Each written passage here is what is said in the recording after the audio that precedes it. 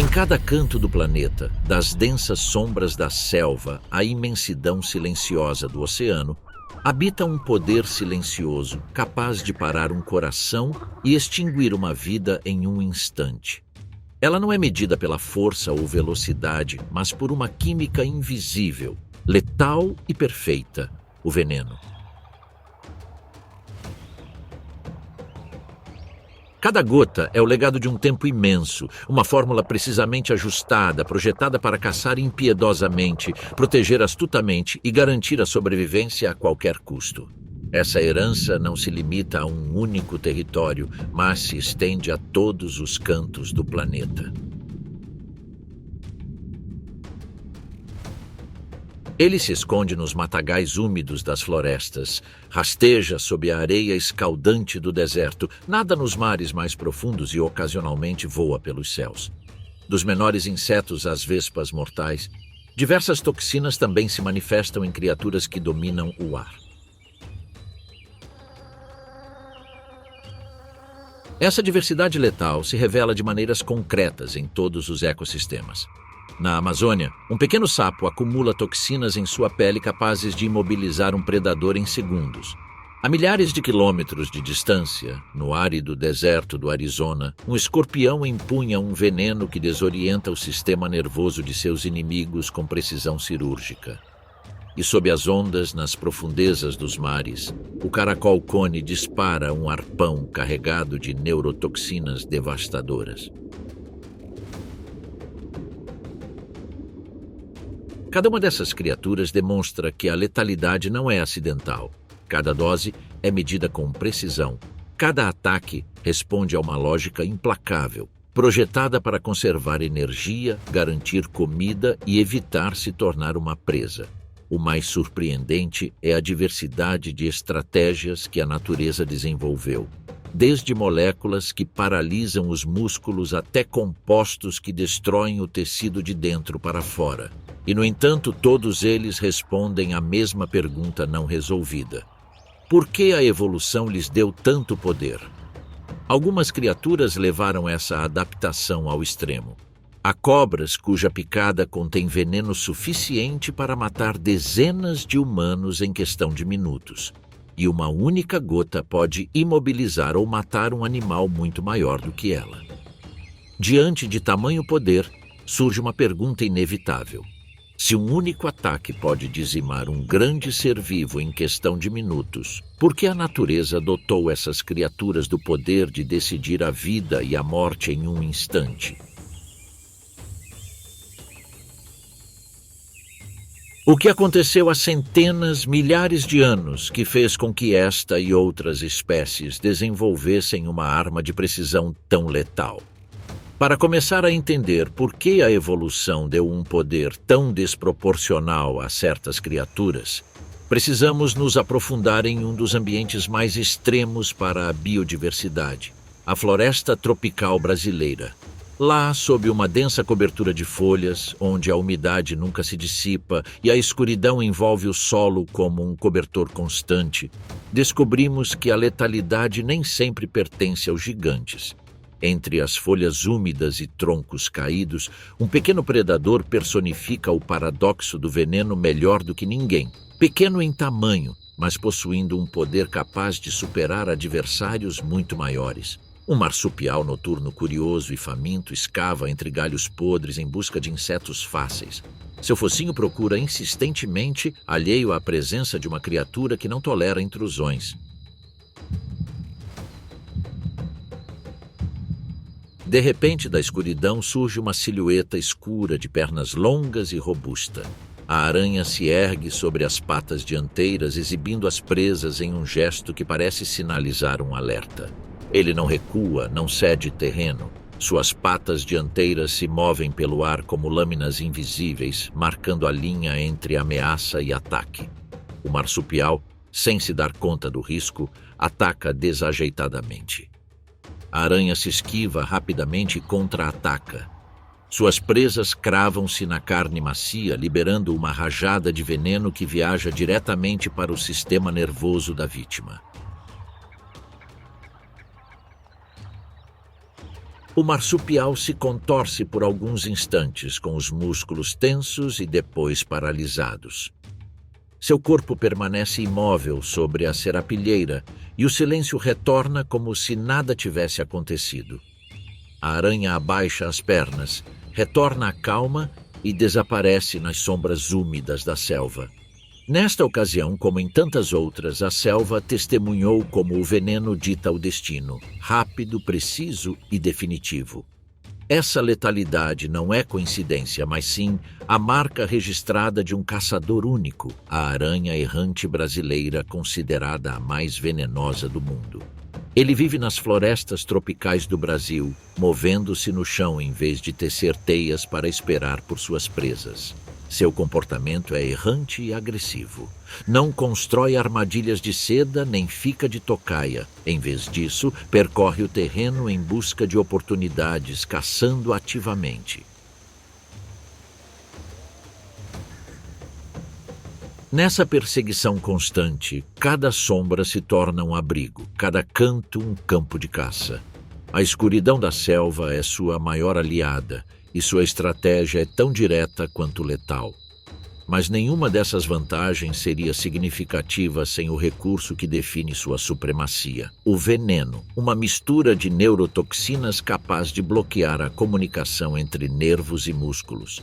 Em questão de segundos, ele pode deixar até a presa mais ágil descontrolada. Essa eficácia se reflete em diversas cenas na selva. Um pequeno sapo é rapidamente imobilizado.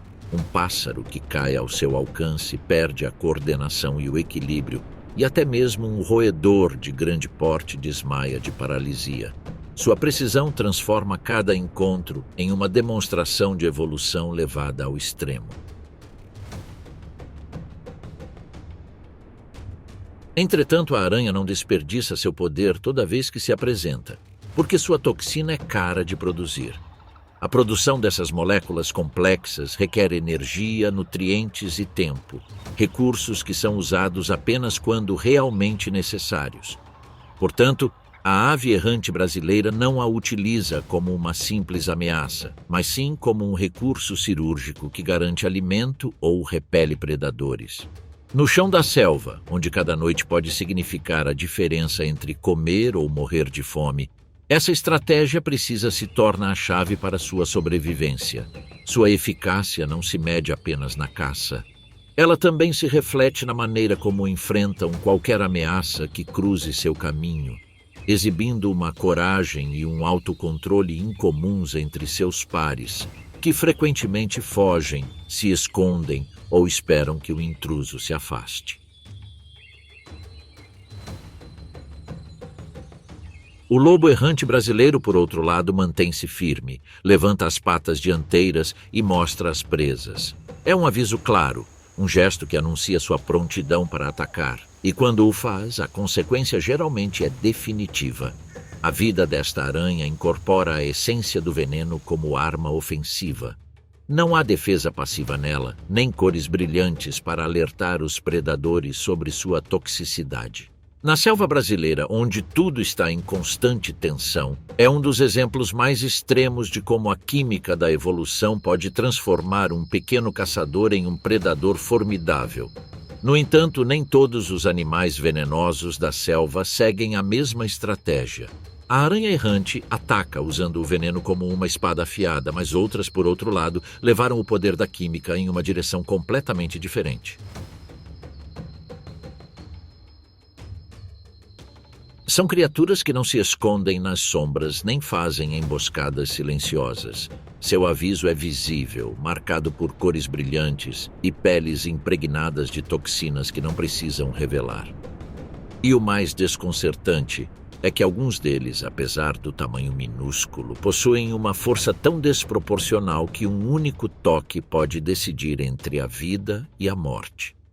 A mais de 3.000 quilômetros a noroeste de onde a aranha errante percorre o solo da floresta tropical brasileira, a umidade é diferente. Não é a mesma floresta, embora a vegetação exuberante seja igualmente sufocante. Aqui nas florestas tropicais de Chocó, na Colômbia, a chuva cai com constância quase absoluta, nutrindo um mundo saturado de vegetação, musgos e folhas brilhantes. O som não é dominado pelo silêncio, mas pelo coro incessante de insetos e pelo murmúrio da água escorrendo pelos troncos. Nesse cenário, a estratégia de sobrevivência não é atacar, mas alertar sem violência para dissuadir o inimigo antes que o combate aconteça. Neste mundo, a defesa é química e está escrita em cada centímetro da pele.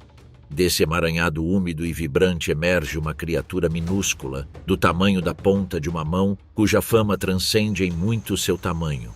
O sapo-dardo dourado venenoso guarda em seu corpo uma das armas mais letais da natureza.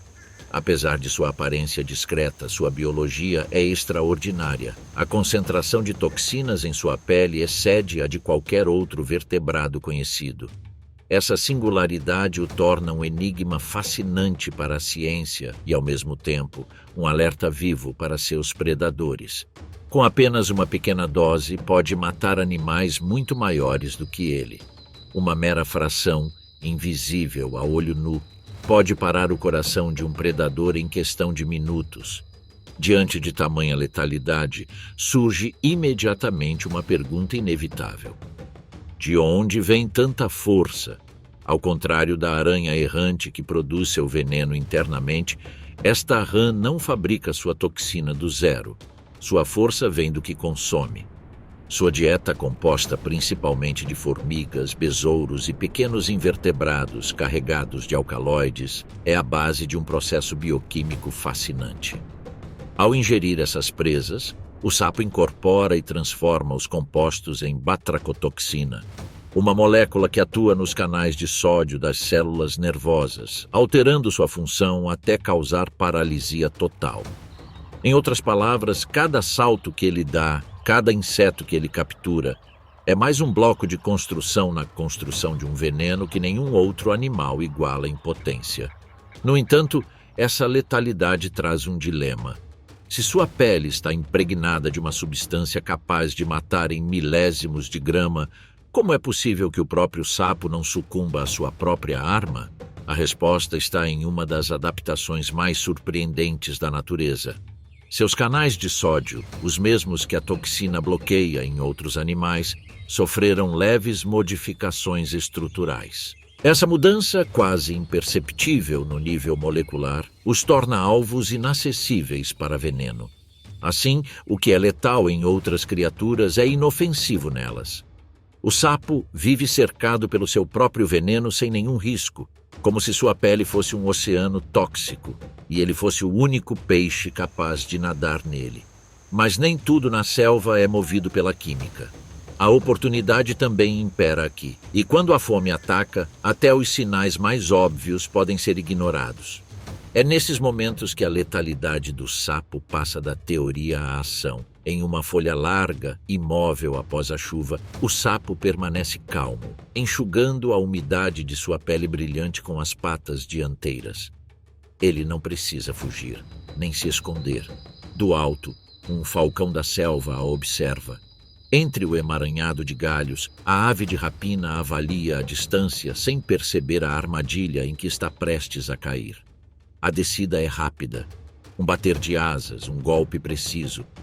As garras se fecham sobre o sapo e, por um momento, o caçador parece triunfante, mas o contato é suficiente. Através das membranas da boca e da pele das pernas, a toxina penetra como uma corrente invisível. O falcão larga a presa e bate as asas em desespero. Sua fuga, estável e controlada segundos antes, de repente se torna errática.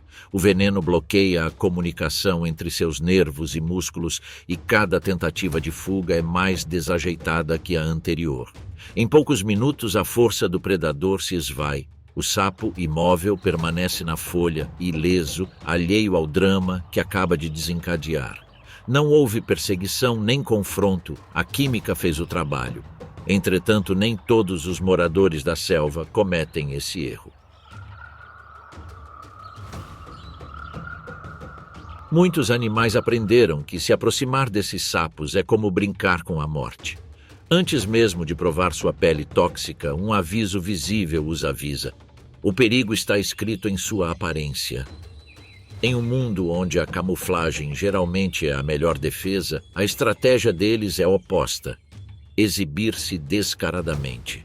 Mas como uma cor pode salvar uma vida quando a selva inteira é um festival de tons brilhantes? Nem todos os habitantes da selva dependem de tentativa e erro para descobrir. Muitos aprendem antes mesmo de tocar. Um filhote de pássaro se move entre galhos na beira de uma clareira, atraído pelo movimento dos insetos.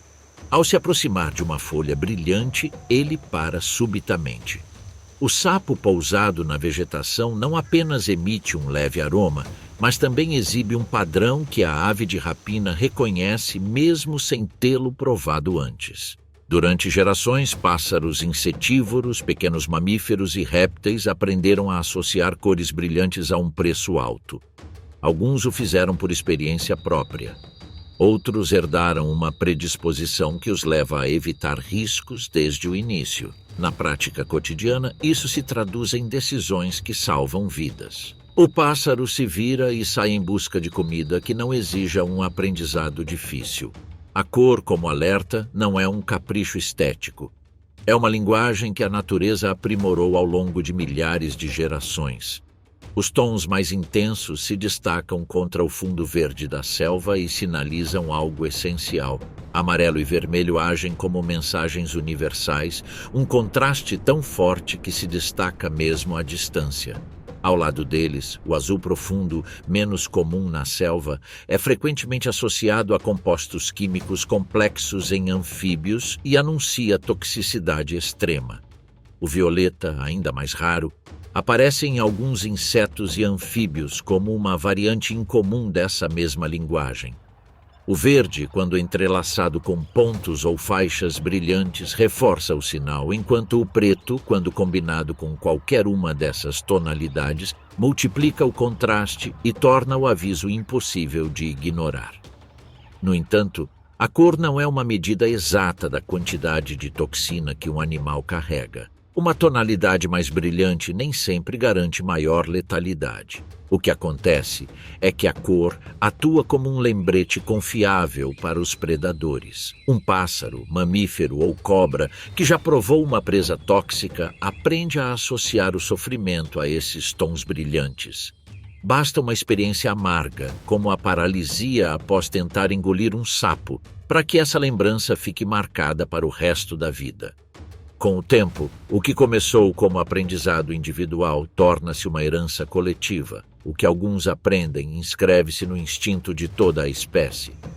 Dessa forma, padrões como os de certos sapos ou cobras tornam-se sinais de respeito.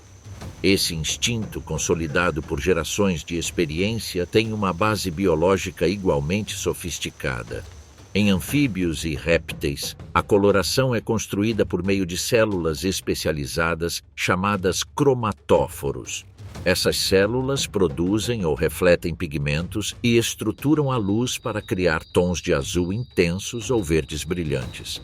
Em alguns casos, a dieta fornece compostos que influenciam a intensidade da cor. Em outras, a genética direciona o desenvolvimento de padrões que a seleção natural então refina de acordo com a utilidade do sinal. Portanto, nem tudo é estético. A colorimetria dessas espécies é resultado de múltiplas funções. Serve como um aviso, mas também pode atuar no reconhecimento entre conespecíficos e na seleção sexual. Um indivíduo mais colorido pode indicar maior saúde e maior capacidade de armazenar toxinas, tornando-o um companheiro mais desejável ou um rival mais temível. A presença de cores resolve outro problema prático. Na densa escuridão do subbosque, o cheiro e o comportamento podem não ser avisos distantes. Em vez disso, um padrão visual de alto contraste transmite a mensagem instantaneamente. No entanto, a cor não substitui o comportamento. Alguns animais combinam uma postura defensiva com sua coloração, levantando o corpo ou estendendo os membros para exibir completamente o padrão. Mas o que acontece quando o aviso visual não se limita a um pequeno anfíbio? Na mesma floresta, entre folhas e galhos, certas presas letais carregam códigos igualmente claros, demonstrando que a natureza repete estratégias bem-sucedidas em diferentes linhagens. O padrão de faixas vermelhas, pretas e amarelas exibido por certas cobras corais é uma das mensagens mais reconhecíveis. Cada combinação de cores atua como um aviso imediato, transmitindo ao predador o mesmo aviso que séculos de evolução aperfeiçoaram nos anfíbios. Predadores que sobrevivem a um encontro com uma espécie venenosa não apenas aprendem com essa experiência. Eles transmitem esse conhecimento para as gerações futuras, imprimindo o padrão na memória ecológica da floresta. Por esse motivo, muitos evitam até mesmo se aproximar. Outros, menos afortunados ou menos cautelosos, aprendem da maneira mais difícil, reforçando assim a eficácia do sinal em todo o ecossistema. Mas a cor nem sempre é suficiente. Há situações em que o aviso é ignorado ou não chega a tempo. Aí surge a questão mais profunda. Se um sinal visual pode evitar conflitos, o que acontece quando o aviso falha e a única defesa possível é um veneno que age em segundos? Nas profundezas da Amazônia, cobras como a cobra coral e a cobra cipó não só exibem cores que alertam ou camuflagens que enganam, mas também desenvolveram toxinas capazes de interromper a vida em questão de minutos. Ambos representam caminhos opostos dentro de uma mesma estratégia. O recife de coral, com suas faixas vermelhas, amarelas e pretas, proclama sua letalidade à primeira vista. A videira, por outro lado, confia na invisibilidade de seu corpo alongado e esguio, que se confunde com os caules e galhos do matagal. A selva lhes ensinou que a sobrevivência depende de enviar uma mensagem clara, intimidar sem lutar ou atacar sem aviso. A cobra coral é um exemplo extremo de alerta e poder. Seu veneno neurotóxico está entre os de ação mais rápida do reino animal, já que uma breve mordida é suficiente para interromper a comunicação entre os nervos e músculos de sua presa.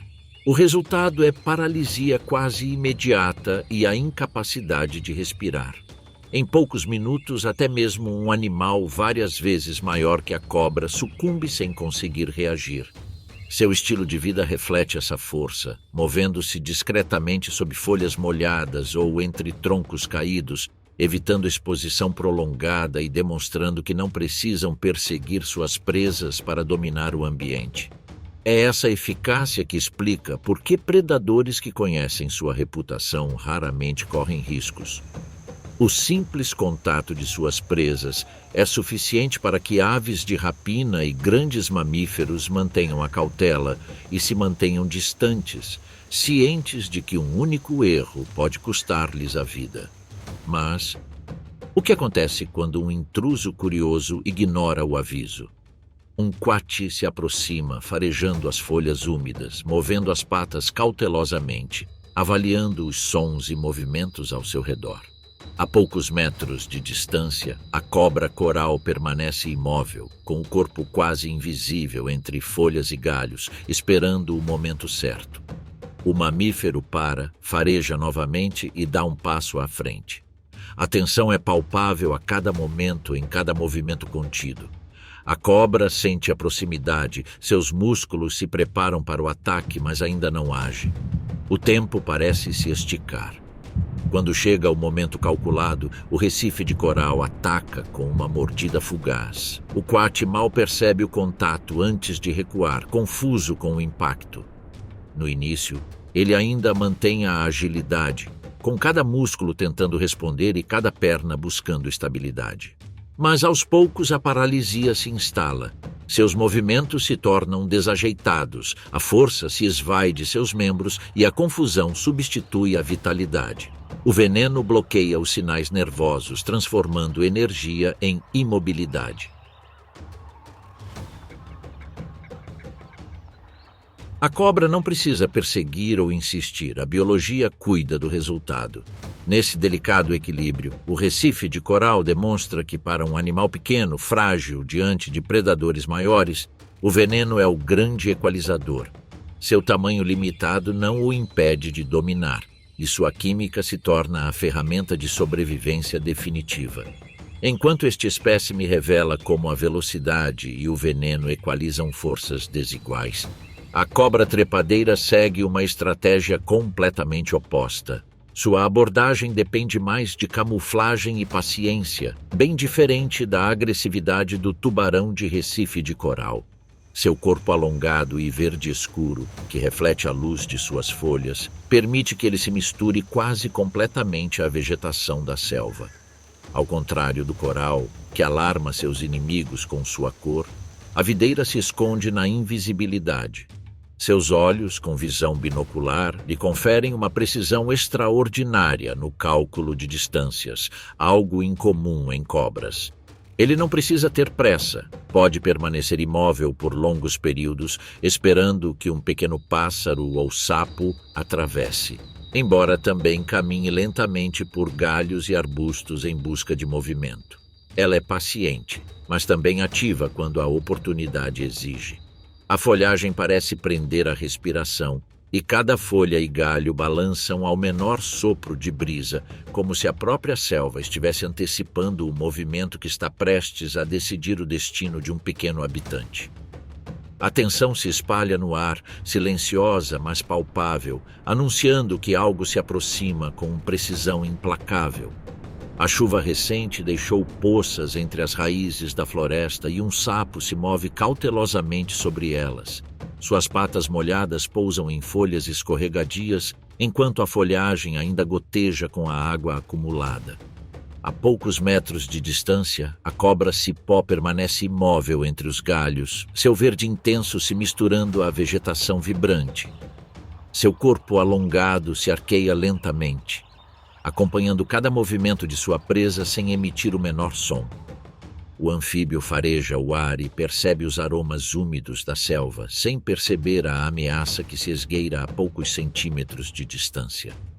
O predador avança com movimentos quase imperceptíveis, e seu movimento lento reduz qualquer vibração que possa denunciar sua presença. A cobra cipó mede cada espaço com precisão milimétrica e espera o momento certo. Quando finalmente ataca, o faz com uma velocidade contida, mas letal. A picada mal arranha a pele do sapo, e mesmo esse contato mínimo é suficiente para introduzir um veneno hemotóxico que começa a se espalhar sutilmente. O sapo pula e tenta escapar, embora seus movimentos logo se tornem desajeitados. O fluxo sanguíneo é interrompido, a coordenação começa a falhar e os músculos perdem força gradualmente. Cada salto exige mais esforço. Cada respiração é menos eficaz, e a energia que antes garantia a agilidade desaparece gradualmente sob o efeito mortal do veneno. O resultado não vem imediatamente, mas sim por meio de um enfraquecimento progressivo que avança em meio a uma calma perturbadora. Enquanto sua vítima se contorce, a cobra a observa pacientemente e imóvel, com a frieza que tanto caracteriza os répteis. Em poucos minutos, a presa cai, incapaz de reagir, e a selva registra uma vitória silenciosa. Com um movimento lento e deslizante, a cobra se aproxima e começa a engolir o sapo pela cabeça, garantindo que ele não tenha chance de resistência.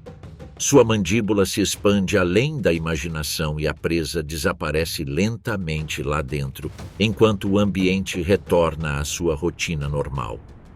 A vida na floresta continua, indiferente, e o que era um momento de tensão se reduz a um ciclo natural que se repete inúmeras vezes. O contraste com sua prima de cores vibrantes fica evidente ao observar suas táticas. Enquanto a cobra de Recife de Coral anuncia sua presença com avisos visuais e produtos químicos letais, a cobra cipó age furtivamente e aguarda o momento certo para atacar. Embora seus métodos sejam opostos, ambas as estratégias demonstram como o veneno se torna uma ferramenta eficaz para garantir alimentos e recursos dentro da selva, permitindo que presas indefesas sejam capturadas com precisão e sem gasto desnecessário de energia.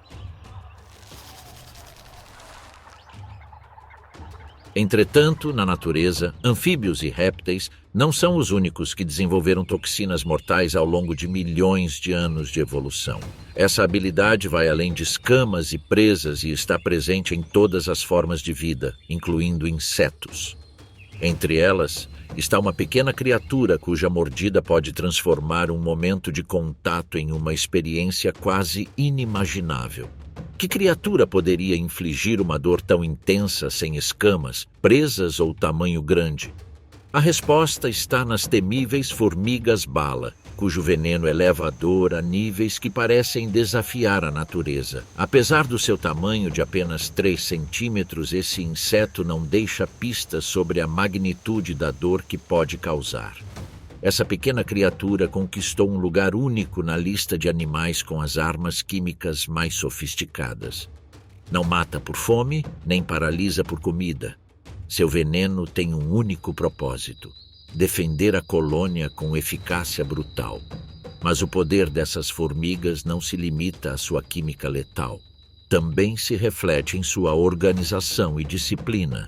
Vivem organizados em ninhos localizados aos pés das árvores mais robustas e de lá se desdobram em patrulhas incansáveis, em busca de alimento e protegendo a entrada do ninho. Cada um deles parece ser uma simples engrenagem na máquina social, mas por trás dessa aparência inofensiva existe uma arma mortal. Um ferrão conectado a uma glândula que produz um dos venenos mais dolorosos que a evolução já projetou. Trata-se da poneratoxina, uma molécula que interrompe a transmissão nervosa. Ao contrário de outras toxinas que causam paralisia ou hemorragia, esta substância não tem a função de matar. Seu efeito é imediato e insuportável, comparável a uma queimadura intensa combinada com choques elétricos, capaz de incapacitar qualquer intruso por horas. Não podemos deixar de nos perguntar por que um inseto tão pequeno precisa de uma arma tão devastadora. A explicação decorre da vulnerabilidade do seu mundo. Cercadas por mamíferos, répteis e pássaros que poderiam exterminar a colônia inteira em segundos, as formigas-bala transformaram a dor em seu escudo mais eficaz. Então, a seleção natural deu a eles um recurso capaz de compensar sua desvantagem de tamanho e transformar dor extrema em um impedimento. Um grande predador não precisa morrer para aprender a lição. Tudo o que ele precisa é de uma experiência dolorosa que o force a recuar e nunca mais retornar.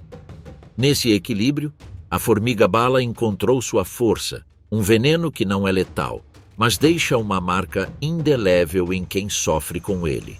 Esse mecanismo de defesa atinge sua expressão máxima quando a colônia está em perigo e a resposta é imediata e coordenada. Quando ameaçado por um mamífero como o tamanduá, especialista em invadir formigueiros, o chão se transforma em uma colmeia de corpos pretos que atacam as patas e o focinho do intruso. Cada ferroada lança o ferrão na base e libera a toxina em frações de segundo, transformando a defesa em um ataque rápido e letal. O tamanduá, confiante em seu tamanho e garras, mal consegue dar uma espiada na entrada do ninho antes de sentir a primeira ferroada. Depois outra e mais outra. A dor cresce como uma onda incontrolável, músculos tensos, espasmos involuntários, uma sensação de queimação que sobe pelas extremidades. Não há veneno hemotóxico ou neurotóxico como o das cobras, e não causa paralisia ou colapso. Há algo mais primitivo e eficaz, um sofrimento puro que desarma qualquer tentativa de continuar o ataque. Em minutos, o predador foge, derrotado, não pela morte, mas pela intensidade insuportável da experiência. A formiga-bala não caça presas grandes, nem precisa matar para sobreviver. Seu veneno não atua como uma arma ofensiva, mas sim como um escudo químico. É uma estratégia tão radical que, mesmo entre os insetos, ela se destaca como um caso extremo. Enquanto outros optaram por velocidade, camuflagem ou uma mordida letal, esta espécie escolheu o tormento como aviso. Na complexa teia de interações da floresta tropical, essa adaptação faz sentido. Na Amazônia, o perigo é constante e a necessidade de defesa é diária. Então a natureza esculpiu soluções extremas. De pequenos anfíbios se camuflando entre poças e folhas molhadas a répteis rastejando por entre folhas secas, todos aprenderam a mesma lição. Neste reino abundante, a química é a linguagem universal da sobrevivência. Nas profundezas da floresta tropical, onde a umidade se agarra a cada folha e a vida parece brotar em abundância, nos movemos para um ambiente onde a abundância é menor e a estratégia para permanecer vivo assume diferentes formas. A vegetação exuberante fica para trás e diante de nós se estende uma imensidão dourada, onde o sol não dá trégua e a areia parece devorar todos os vestígios de umidade. Aqui no deserto a vida não desaparece, ela se reinventa. À primeira vista parece impossível que em um lugar onde cada gota de água é um tesouro, os animais invistam energia na produção de veneno, um recurso biológico caro e exigente. Se na selva a competição acirrada justificava esse gasto num ambiente onde os recursos são escassos, a pergunta se torna inevitável. Por que é que aqui, onde nada resta, algumas criaturas aperfeiçoaram toxinas tão potentes? Como a anatomia desses animais sustenta um mecanismo tão custoso em termos de energia e água, sem condená-los ao fracasso? Para entender isso, é preciso pensar em termos da economia da vida. No deserto, cada decisão faz a diferença entre a vida e a morte. Cada movimento, cada respiração é calculado. E nessa lógica, o veneno não é um luxo, mas uma ferramenta de máxima eficiência. No deserto, o veneno não é desperdiçado. Não há ataques impulsivos nem defesas indiscriminadas. Aqui, a química letal é medida com precisão impressionante. Cada dose é calibrada para imobilizar sem desperdício, neutralizando-a na primeira tentativa. O erro custa caro. Desperdiçar veneno desnecessariamente pode significar não ter veneno suficiente para a próxima presa, e em um território onde as oportunidades são mínimas, um erro pode significar a morte. Ao contrário da Amazônia, onde a abundância permite o uso frequente de venenos, o deserto obriga ao comportamento oposto e transforma seus habitantes em verdadeiros economistas da adaptação. Um escorpião não ataca sem motivo, e uma cobra não injeta mais veneno do que o necessário. Esse recurso é tratado com a mesma cautela que a água que eles mal conseguem reter no organismo. Aqui, a seleção natural moldou não apenas o veneno, mas toda a estratégia que o envolve. Da postura de ataque à decisão de empregá-lo, tudo responde a uma lógica fria e calculada. Esses animais não improvisam e não podem se dar ao luxo de desperdiçar. Cada movimento da aranha do deserto é calculado com absoluta precisão e cada gota de veneno é guardada para quando a presa realmente precisar. Seus ataques combinam risco e benefício em um equilíbrio delicado onde estratégia e química letal determinam o sucesso. Nos desertos mais áridos, a eficiência atinge o ápice neste habitante emblemático. Sua mera presença impõe respeito e cautela, e cada movimento pungente é medido e letal. O escorpião avança furtivamente, lembrando-se de que neste mundo implacável, até o menor pode exercer um poder formidável. Como esse predador consegue administrar um recurso tão valioso em um ambiente onde qualquer erro é passível de morte? Que estratégias ele desenvolveu para ser paciente e letal? Ao contrário da floresta tropical, o deserto é austero. Todo ser vivo que habita essas terras aprendeu a sobreviver sob regras implacáveis. Economizar energia, minimizar riscos e não desperdiçar nada. Nesse equilíbrio extremo, o veneno se torna um recurso valioso e a chave da existência para aqueles que sabem usá-lo com precisão. Robusto e de cor âmbar, este predador mede apenas alguns centímetros. Seus pedipalpos grossos em forma de pinça são sua primeira linha de controle. Mas o verdadeiro poder está na cauda segmentada, arqueada sobre o corpo, culminando no telson, uma estrutura bulbosa que abriga a glândula de veneno conectada a um ferrão curvo e pontudo. Nesse órgão especializado é produzida uma substância que nenhum predador ou presa esquece, e é aí que a espécie é reconhecida: o escorpião casca do Arizona. O veneno deste espécime não é simples. É um coquetel cuidadosamente elaborado, contendo neurotoxinas capazes de interferir nos canais de sódio e potássio, interrompendo a comunicação entre as células nervosas. Essas substâncias se combinam com enzimas como a hialuronidase, que penetra nos tecidos, e proteases, que começam a decompor o interior do corpo. Sais e peptídeos completam a fórmula, causando dores intensas, cólicas, e quando as doses são suficientes, até mesmo colapso respiratório. Sem dúvida, essa combinação letal não apenas imobiliza a vítima, também inicia um processo de digestão interna, demonstrando a extraordinária precisão de seu design químico. Ao contrário do veneno da cobra coral, que age como um agente nervoso projetado para matar rapidamente, o veneno do escorpião tem múltiplas funções. Além de incapacitar a presa, ela também a transforma em alimento líquido. Cada injeção desencadeia um processo que transforma músculos e órgãos em uma massa pronta para ser absorvida. Neste ecossistema, onde a energia é inestimável, a estratégia do escorpião se mostra perfeita, prendendo, liquefazendo e consumindo sem desperdiçar energia ou tempo. Mas produzir veneno é um processo custoso, que requer proteínas complexas e altos custos metabólicos. Portanto, o escorpião administra cada gota com precisão cirúrgica. Ele nem sempre injeta a mesma quantidade, mas calcula com precisão cada movimento.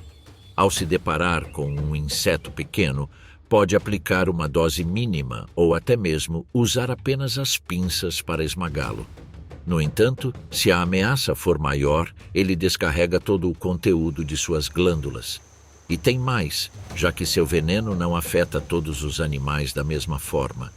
Algumas toxinas afetam principalmente artrópodes, enquanto outras afetam pequenos vertebrados.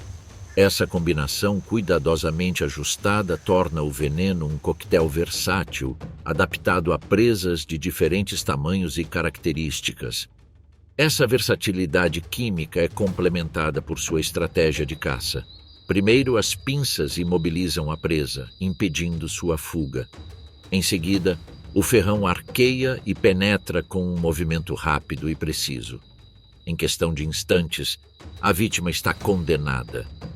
O ferrão funciona não apenas como uma arma, mas como um bisturi que abre a porta para uma digestão externa invisível e letal, que transforma a presa em alimento sem desperdiçar um único esforço. Neste deserto, onde não há espaço para desperdício, cada picada é um cálculo preciso, e cada movimento do escorpião responde às exigências de um ambiente implacável. A eficácia do veneno se reflete em cada decisão, pois em um mundo onde cada momento conta, estratégia e química sempre andam de mãos dadas.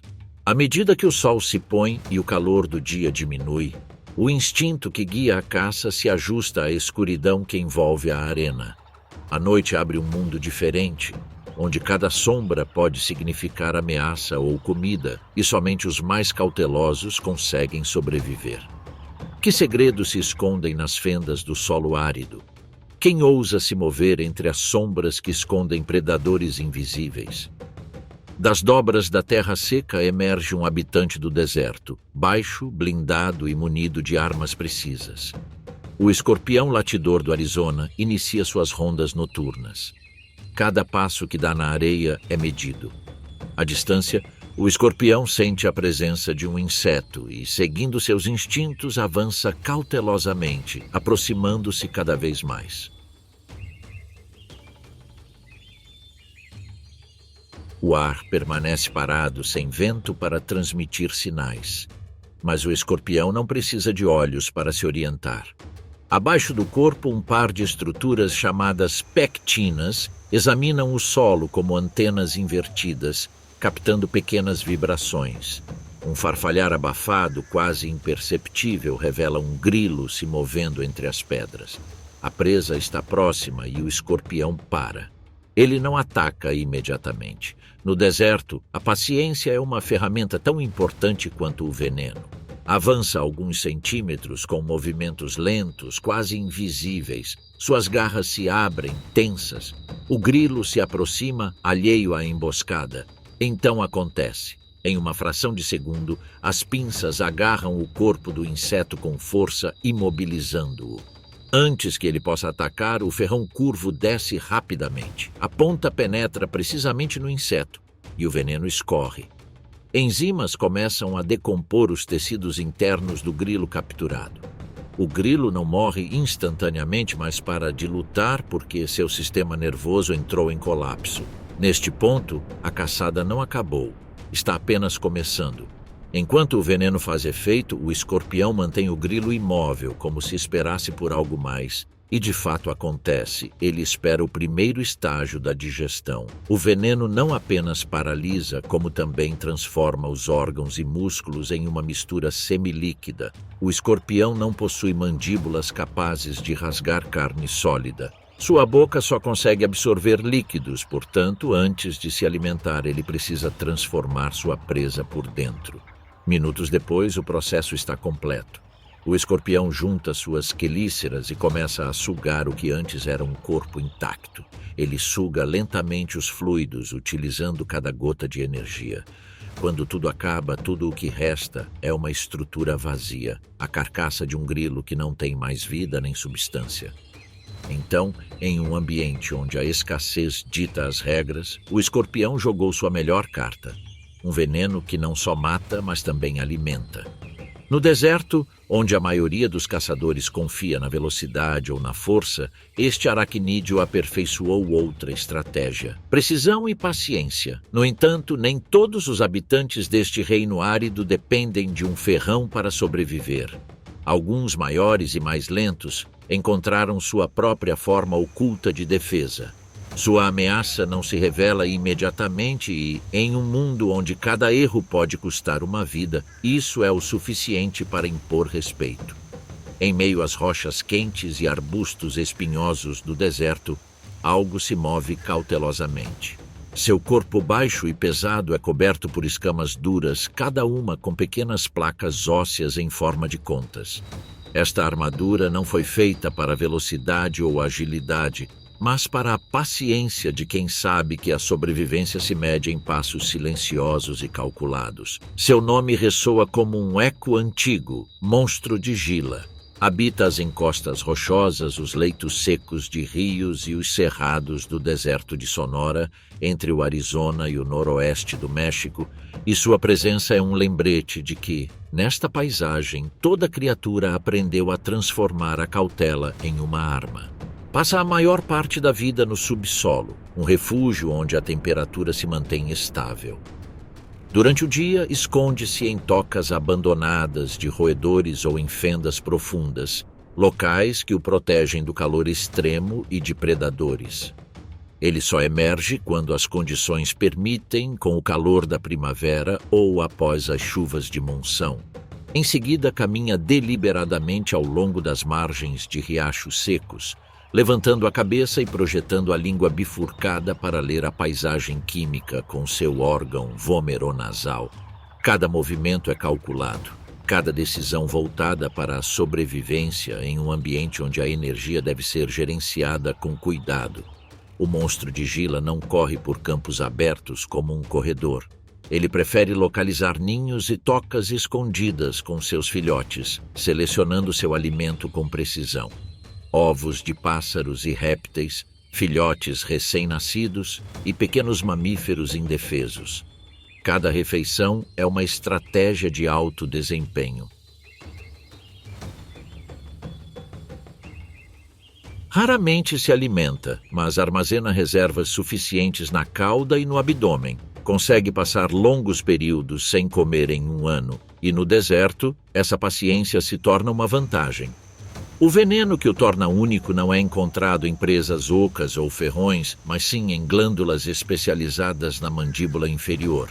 Os dentes sulcados permitem que a toxina flua lentamente e o lagarto deve morder e manter pressão para distribuir a saliva venenosa. Não é um golpe instantâneo, mas sim um golpe firme que transforma a mordida em uma injeção precisa e sustentada. A química que circula por esses sulcos é complexa e precisa.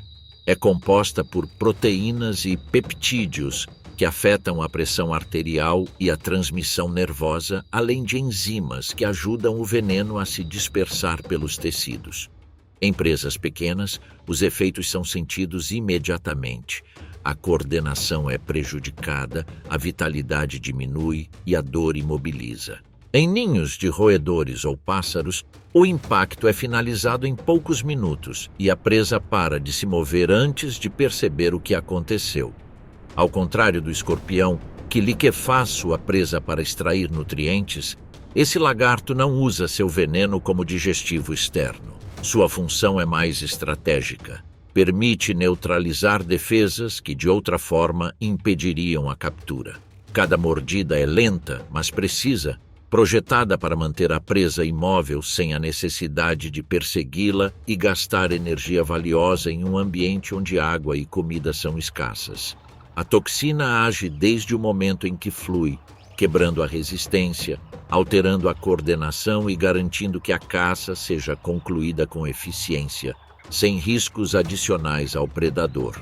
O monstro de Gila prova que a evolução pode colocar veneno em lugares inesperados e exigir paciência calculada do predador.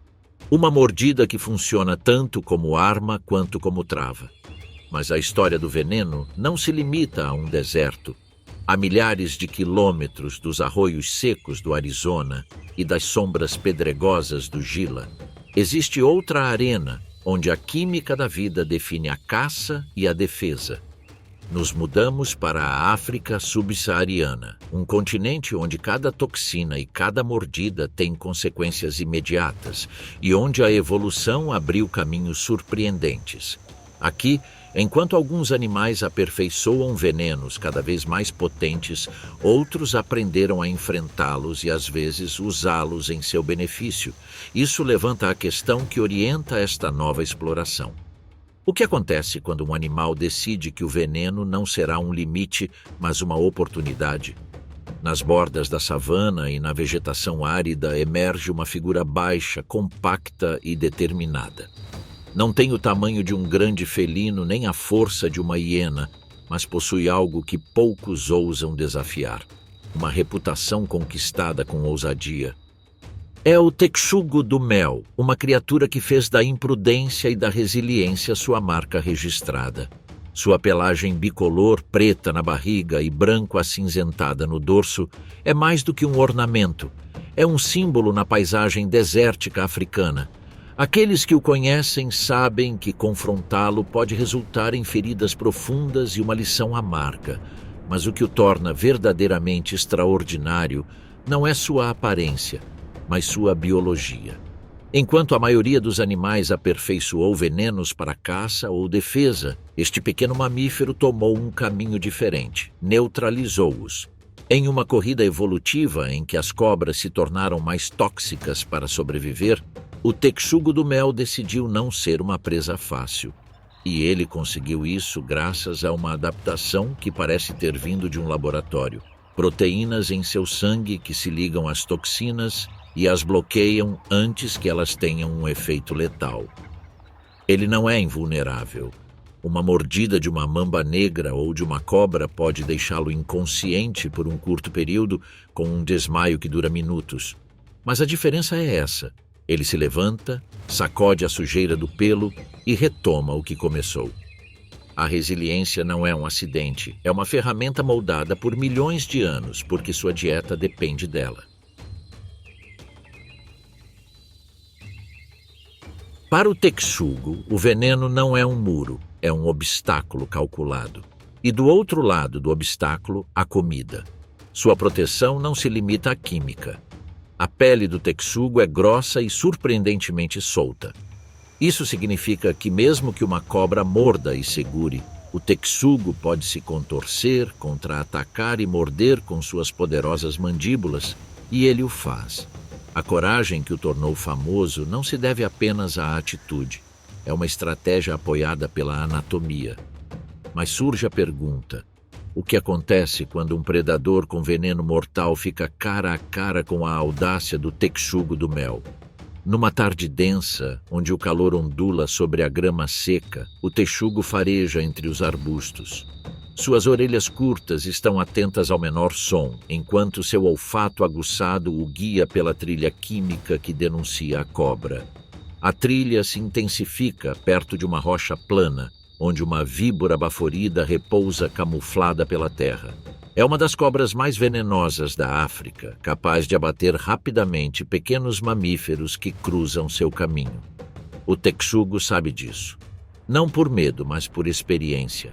Ela se aproxima sem pressa, com o corpo abaixado e as garras prontas. A víbora detecta a vibração e se enrola em espiral, sibilando e inflando o pescoço em um aviso que poucos ignoram. Mas o texugo não recua. Dá mais um passo à frente, com a cabeça baixa e os olhos fixos na cobra. A víbora desfere um golpe certeiro, com as presas cravando-se no rosto do texugo e o veneno entrando em sua corrente sanguínea. Qualquer outro animal recuaria, paralisado pela dor que precede a morte. O texugo, por outro lado, responde com fúria, morde atrás da cabeça e sacode a presa até que sua resistência seja quebrada. Em poucos minutos, a cobra fica imóvel. O texugo cambaleia alguns passos para trás e deita-se na grama com a barriga pressionada contra o chão. Respira fundo enquanto o veneno circula por seu organismo. 1 minuto se passa, depois 5, depois 10. Seu corpo treme, mas ele não para. Os anticorpos entram em ação. As proteínas fazem seu trabalho e meia hora depois, o texugo abre os olhos, sacode a poeira e retorna à carcaça da víbora. Ele começa a comer mentalmente, seguindo uma ordem incessante. Cada mordida fornece energia que o sustentará por dias. A cena pode parecer brutal, mas é o resultado lógico de uma corrida em que não há empates.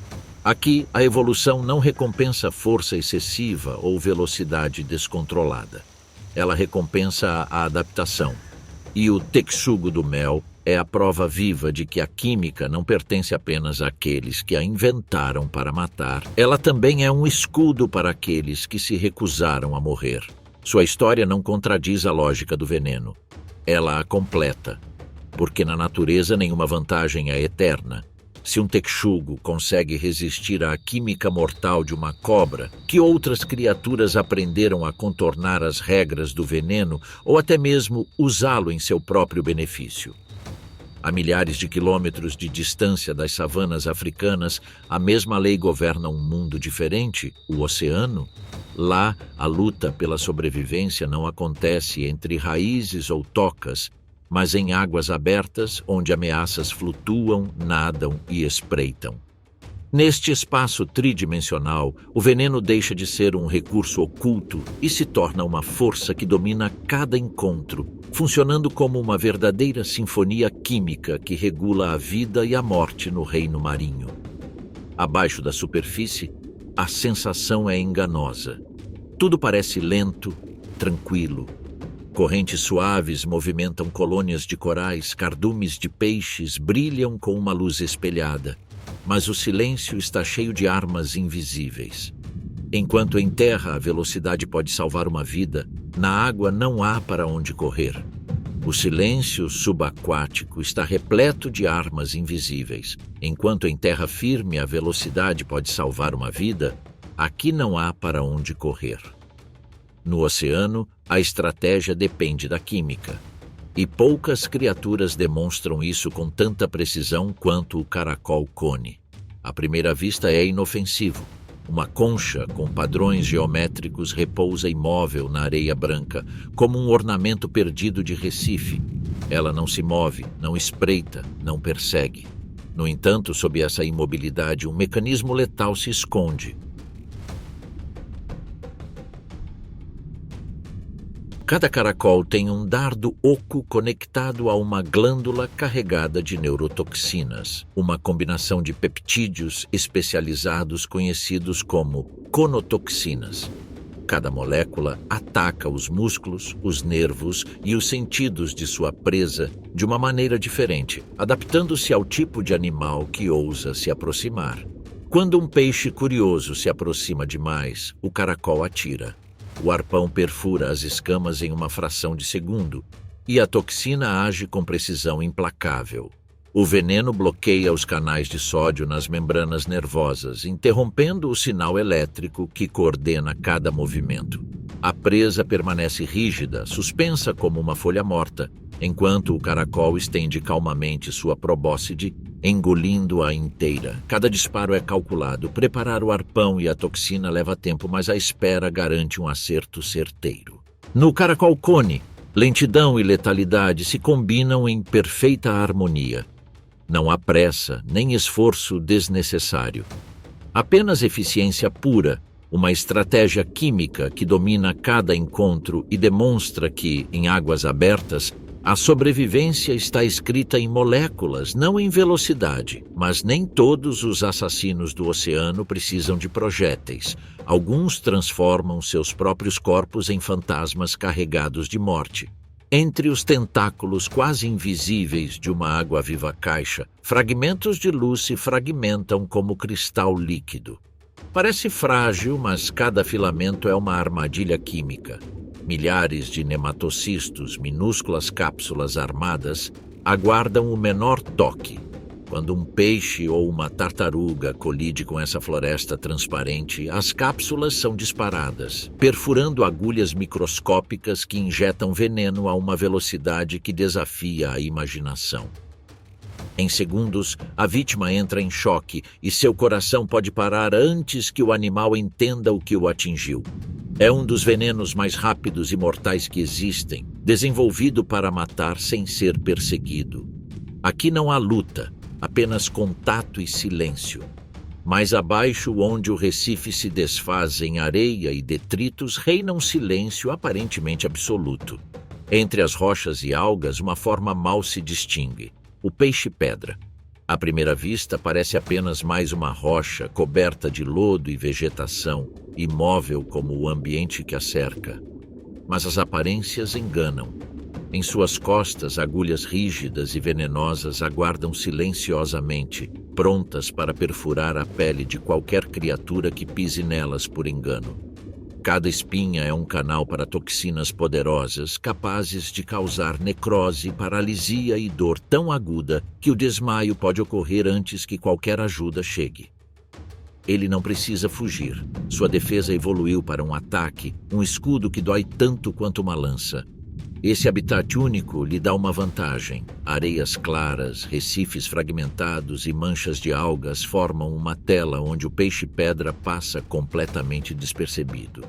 Sua camuflagem não só engana as presas, como também confunde potenciais predadores. Somente quando a ferroada chega é que a verdade se revela. Sob a quietude da rocha está uma das armas mais letais do Recife, pronta para defender seu território com precisão silenciosa. A mesma precisão que faz de seus espinhos um escudo mortal é aplicada quando o peixe-pedra procura comida. Sua boca grande e protrátil lhe permite capturar peixes e pequenos crustáceos que se aproximam demais, sem precisar se movimentar ou gastar energia perseguindo-os. Cada espinho não apenas protege, mas também alerta potenciais predadores. Aproximar-se significa risco imediato. Neste mundo de precisão silenciosa, o peixe-pedra transforma a imobilidade em uma defesa tão letal quanto qualquer ataque ativo. Apesar do seu tamanho, o polvo de anéis azuis não se limita à defesa. É um predador ágil e meticuloso, caçando crustáceos, pequenos moluscos e peixes que se aproximam demais do seu abrigo. Sua camuflagem permite que ele permaneça invisível enquanto os observa, e seus anéis brilhantes alertam aqueles que chegam muito perto. Quando decide atacar, ele rapidamente estende os braços e morde, injetando tetrodotoxina que imobiliza a presa antes que ela consiga escapar. Cada movimento é calculado. O veneno não é apenas um escudo, mas uma ferramenta perfeita para capturar comida sem gastar energia desnecessária. Nessas águas, onde o perigo espreita em cada sombra e cada corrente pode transformar um momento em vida ou morte, cada criatura aperfeiçoou sua própria estratégia. Essas 4 espécies com 4 táticas diferentes deixaram uma coisa clara. No oceano, velocidade nem sempre é potência. Aqui, a química determina quem sobrevive e quem sucumbe. Uma única gota de toxina pode decidir um destino e a precisão silenciosa se torna a força suprema neste mundo subaquático. Mas nem todas as águas são salgadas. Mais longe da costa, a maré recua para os estuários, onde o sal perde a força e a cor do mar fica marrom. De lá, rios correm por selvas e savanas, corredores líquidos que sustentam uma vida diversa. Se a química se tornou uma arte em mar aberto, aqui a evolução desenvolveu outras táticas tão letais quanto inesperadas. Na África e na Ásia, rios carregados de lodo escondem silhuetas imóveis no fundo. Peixes-gatos espreitam entre troncos e raízes submersos em busca de oxigênio. Seus corpos achatados e bigodes que roçam o fundo do mar permitem que naveguem no escuro. Não possuem presas ou mandíbulas capazes de esmagar. Sua função de defesa e alerta reside nos espinhos que coroam suas nadadeiras dorsal e peitoral. Cada um deles está ancorado a um sistema de glândulas que secretam toxinas proteicas. Quando o espinho perfura, o veneno penetra na ferida por capilaridade. Esse efeito não mata um predador grande, mas o retarda. Causa dor aguda, inchaço e, em alguns casos, uma reação que paralisa o membro, o que reduz qualquer tentativa de perseguição. É o suficiente para o peixe escapar para a segurança da lama. Mas a verdadeira eficácia dessa defesa é revelada nos encontros cotidianos, onde cada tentativa de ataque pode se transformar em um erro custoso. Às margens do Mekong, um martim pescador mergulha em um cardume de juvenis. Ele captura um e sobe no galho, com a presa pulsando em seu bico. O golpe contra a casca não o imobiliza completamente. O pássaro ajusta sua pegada e, na luta, o espinho se aloja no canto de sua boca. A reação é imediata. O bico se abre, o peixe cai na água e o peixe-rei recua, balançando a cabeça. O peixe-gato se esconde entre os caules e desaparece. No Congo, a cena se repete com lontras jovens e mãos humanas procurando comida em águas turvas.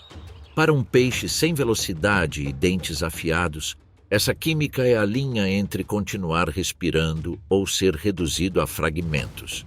Mais a oeste, o continente afunda em um labirinto verde onde a umidade é perpétua. Lá, nos canais de fluxo lento do Amazonas, um caçador aparentemente inofensivo navega pela coluna d'água. Não possui espinhos nem ferrão, não produz toxinas. Sua arma é pura eletricidade.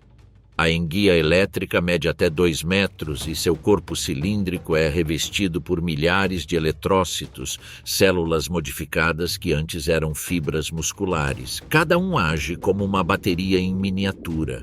Quando ativados em série, eles liberam uma descarga que excede em muito o limite tolerado por qualquer músculo.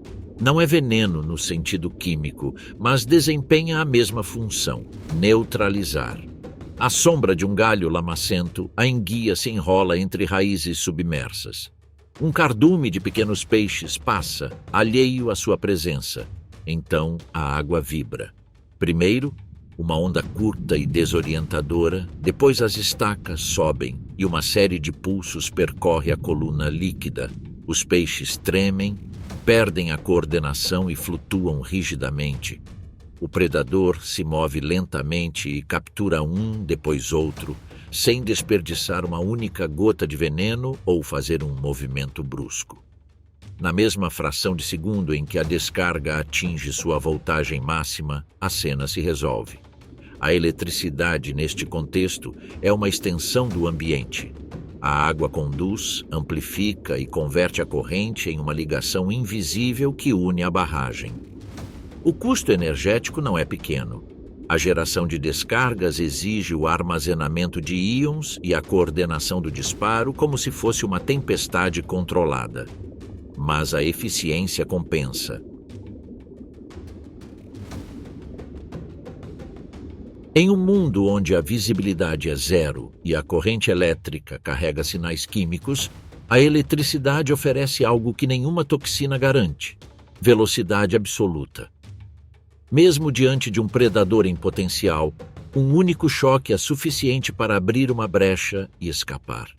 Essa dupla função, ataque e defesa, explica por que essa adaptação prosperou em rios onde a competição é acirrada e as profundezas não permitem longas fugas. Comparados às toxinas, os choques elétricos parecem um salto evolutivo para outro plano. O veneno se infiltra e age silenciosamente, gota a gota, até que a presa não consiga reagir. A eletricidade atinge como um raio líquido, sem dar tempo para nada.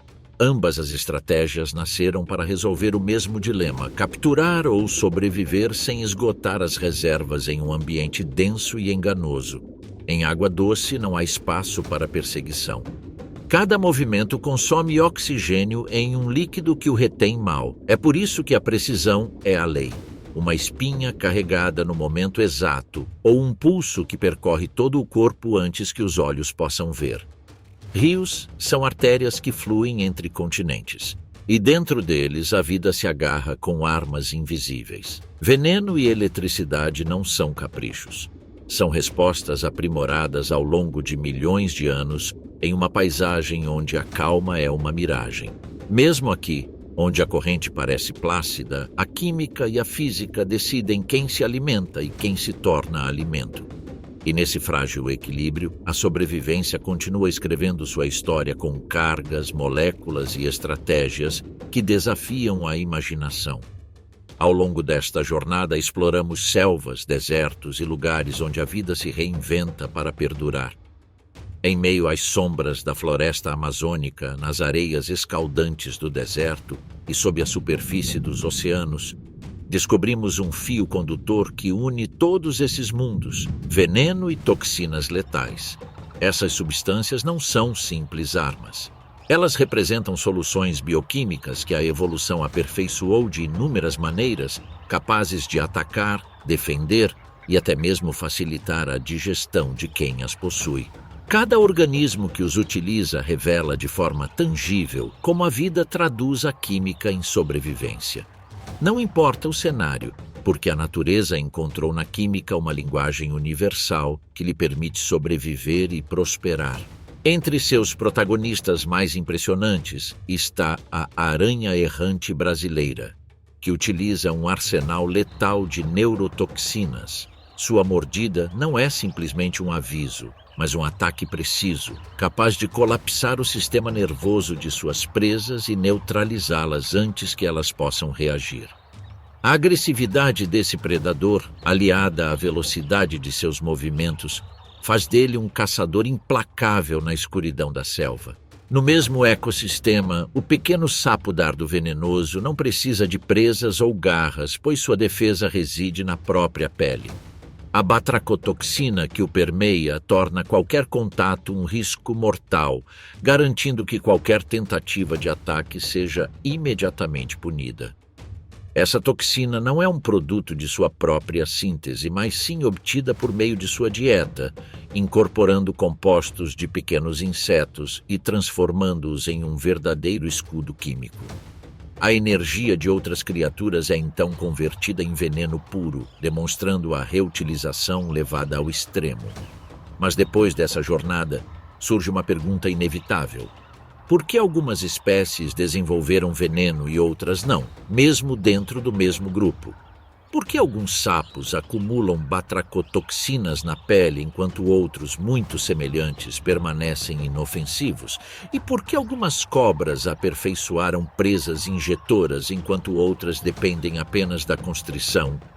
A resposta não é única, pois tudo indica que múltiplos fatores estão envolvidos e interligados na história evolutiva de cada linhagem.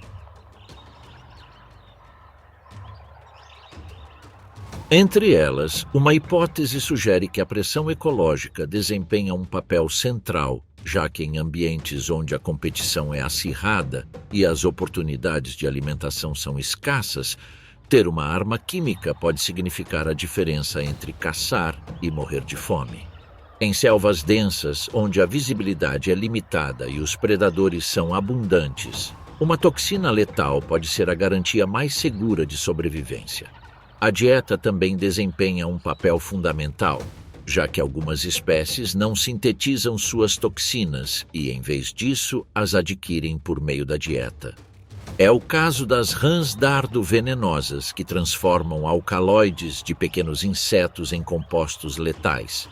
Enquanto algumas espécies obtêm suas toxinas da dieta, outras, como cobras e escorpiões, produzem suas próprias neurotoxinas por meio de vias bioquímicas complexas, uma capacidade que surge de mutações e adaptações genéticas específicas.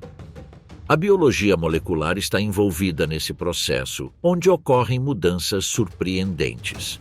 Duplicações genéticas criam cópias de genes que anteriormente codificavam proteínas normais e, com o tempo, essas cópias podem ser modificadas sem afetar a função original da proteína.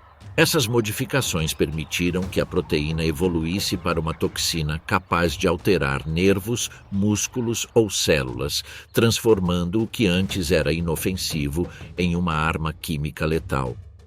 É como se a natureza pegasse ferramentas comuns e existentes e, por meio de pequenos ajustes, as reinventasse para um propósito completamente novo e surpreendente.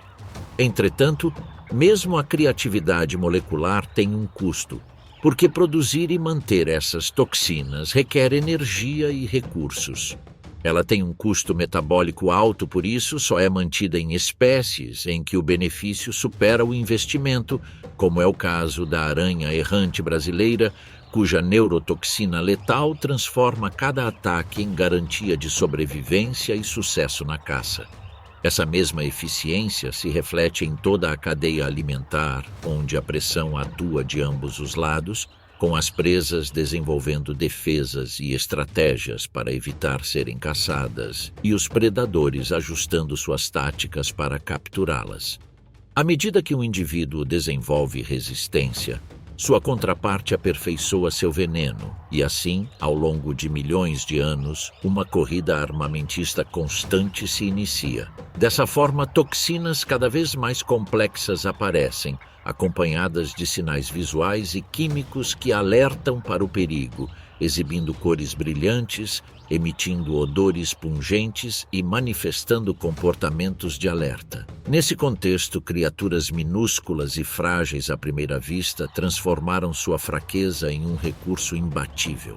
A química lhes deu a capacidade de derrotar oponentes dezenas de vezes maiores, imobilizar predadores e até transformar seus próprios corpos em um campo minado biológico.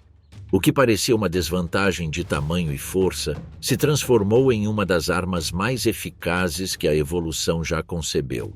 E, em essência, todas essas espécies compartilham algo mais do que sua toxicidade, uma resiliência extraordinária. Elas emergiram em ecossistemas extremos, em ambientes onde a vida está por um fio, e encontraram uma resposta que combina precisão, economia e eficácia brutal. O veneno torna-se, assim, uma estratégia tão elegante quanto implacável. Hoje sabemos que, na natureza, a sobrevivência raramente depende da força bruta. Ela está frequentemente escrita em moléculas, em canais iônicos, em pequenas doses capazes de mudar o curso de uma vida. Veneno não é um capricho, não é mal, é adaptação. É a solução que a evolução projetou cirurgicamente para aqueles que não conseguiam vencer por tamanho ou velocidade, mas conseguiam vencer pela engenhosidade química. No fim das contas, a questão não é porque o veneno existe, mas como a vida continuará a reinventá-lo. Porque enquanto houver predadores e presas, enquanto houver luta pela sobrevivência, a química continuará sendo uma arma, uma ferramenta e uma linguagem. E o mundo continuará sendo, em muitos aspectos, um planeta governado por toxinas.